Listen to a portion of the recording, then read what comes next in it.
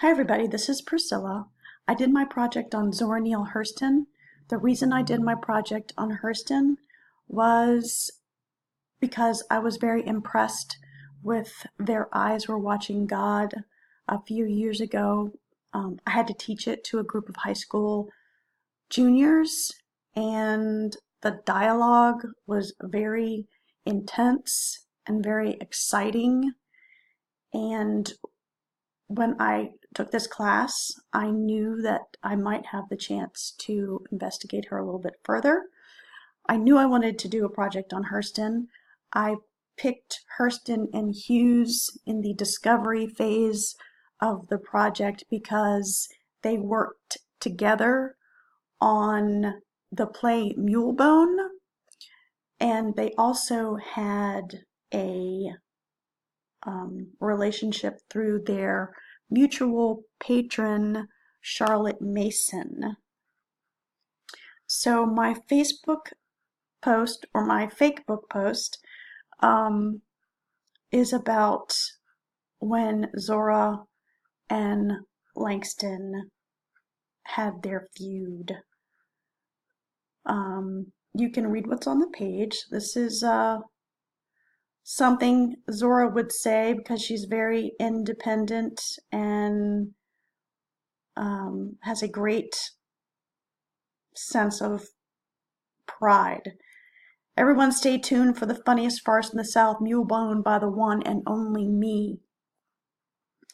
And I know that she is like that because when I read about her winning an award for a short story she had written before she received a scholarship to Baynard, she did not win first place, but you would have thought she did. She walked into the room, she had a feather on her head, and she made these announcements, and everyone remembered Zora after that night. So she was a very larger than life character that upset a lot of people along the way. So down here, we see Langston is her friend, Charlotte is her friend and patron. This is Louise Thompson.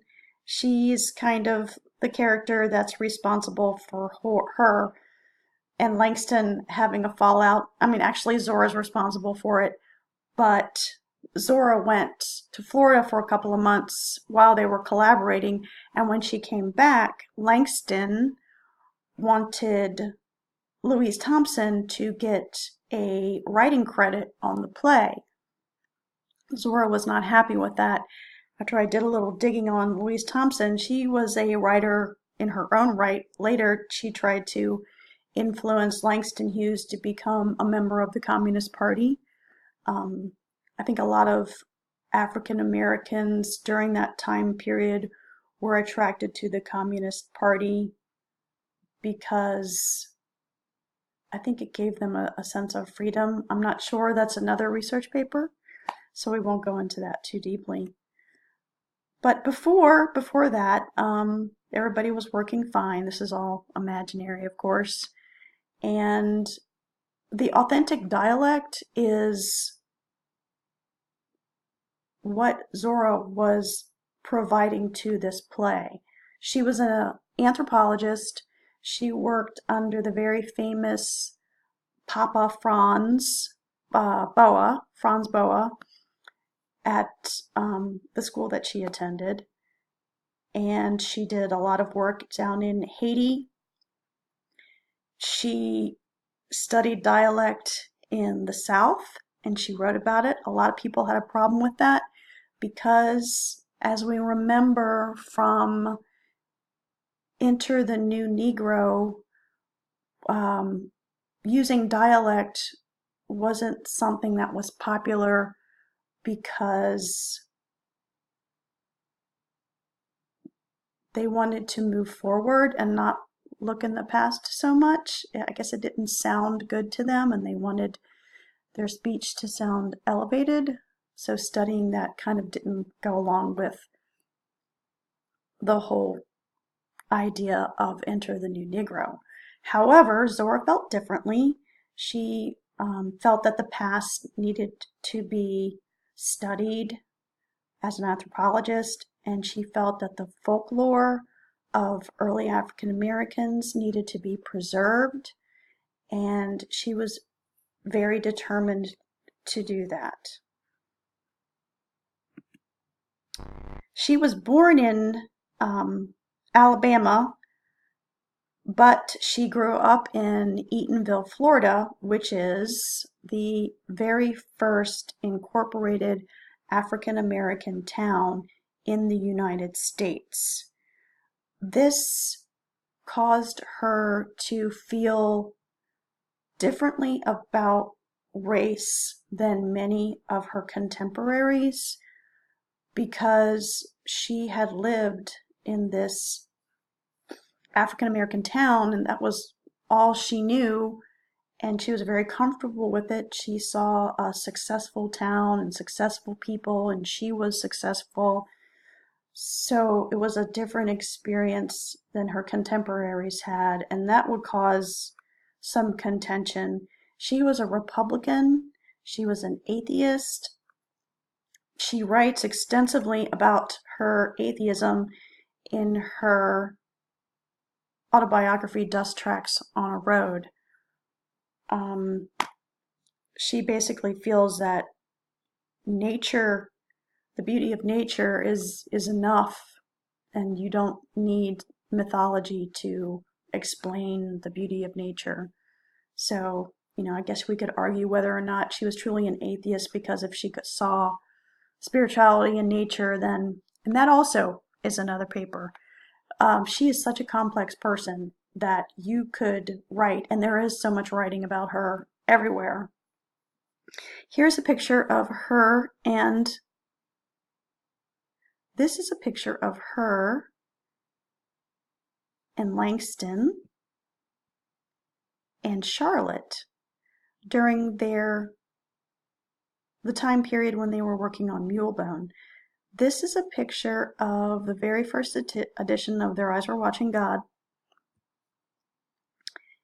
And this is interesting. This is actually a recording of her talking to Charlotte McBride and Mary McBride, excuse me, about her experiences in Haiti, and a picture that she took right here was published in Life magazine, and she claims that this picture was a real life zombie, or a real dead live zombie, because zombies are dead. And on this recording, and I'm not going to play the whole thing for you, you can play it on your own. It's very fun and it's embedded in the project. This is a recording of her talking about her experience with zombies. Look, when you got to the zombie, I noticed you kind of left him out of this book. That was in your other book. Yes, well, I thought I'd said enough about the zombie. It had been talked about, and the book had come out in England, and it caused a sensation over there, too, and I'd been on We the People and talked about zombies, and I'd been out in Hollywood, and Arthur Hornblow hired me after reading my book, Tell My Horse, and I talked about zombies so much out there, and Seth Wood. Oops. Anyway, I was really excited to find that video. I still really would like to get to the bottom of the zombie business. I don't know if I ever will. This is another recording where it shows her preserving the folklore and the dialect and the stories of African Americans in the South. It's about, and she's doing a crow pose in this picture. That has evidently come from Africa. Dr. Herskowitz says that he saw the background of it in West Africa, of the crow. The crow in some ways seems to be sacred in Africa. But what they're talking about is what we know in the United States as a buzzard. And the buzzard comes to get something to eat, and they are talking about it, and they dance it. And one person gets in the center and imitates the buzzard. And they say, and the rest of them form the background. Oh, mama, come see that crow, see how he flies. Oh, mama, come see that crow, see how he this crow gonna fly tonight. See how he flies. Anyway, you can listen to the rest of that on your own as well. I just think it's very fascinating. She is posing as the crow, which is what the people did when they were singing the song. There's also, if you look back, she's actually doing what her Papa Franz did, or Papa Boa did, because you can find some pictures of him doing the same kind of thing. This is a picture of her with her signature feather in her hat. Here is a picture of her in Haiti, where she did a lot of research. And that's where she took her picture of her zombie. Richard Wright was also doing research down there, and Hurston and Wright used to challenge each other. I don't know whether they were necessarily upset with each other. I think they were more just challenging each other as colleagues about who was getting the dialect right. And that was kind of fun. Here's Franz Boa, her professor. And interesting, she went to school with famous archaeologist Margaret Mead. They were actually buddies. One thing that's interesting about this project is that the more you find out about Zora Neale Hurston, the more you want to know. Unfortunately, toward the end of her life,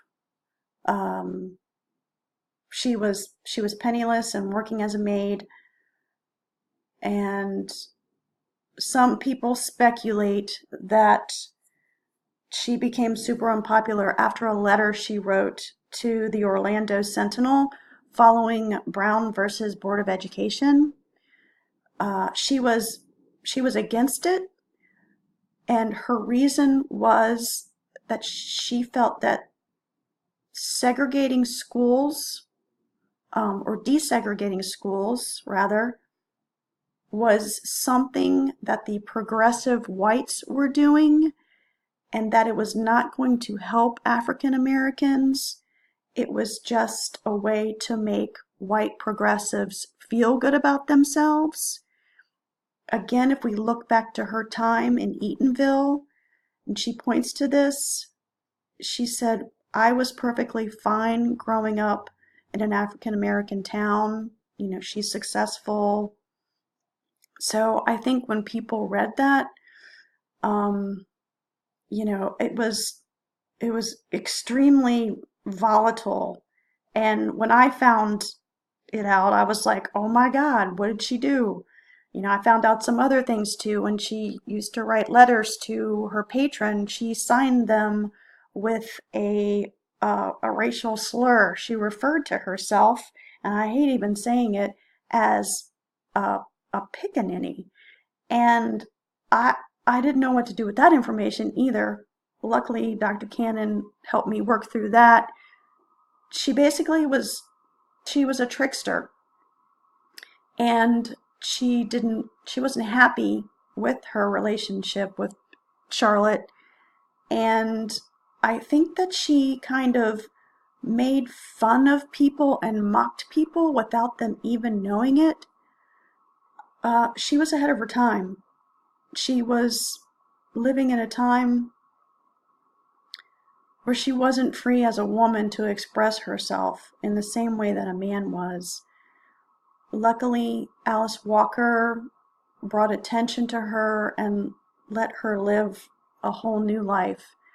And now there is so much research going on about her, and has gone on about her. It's fascinating. So I encourage everyone who's interested in Zora Neale to research her, find all those works, look at the works cited, read one of those that you find interesting. She is just the gift that keeps on giving. Thank you very much, and I hope you all have great success.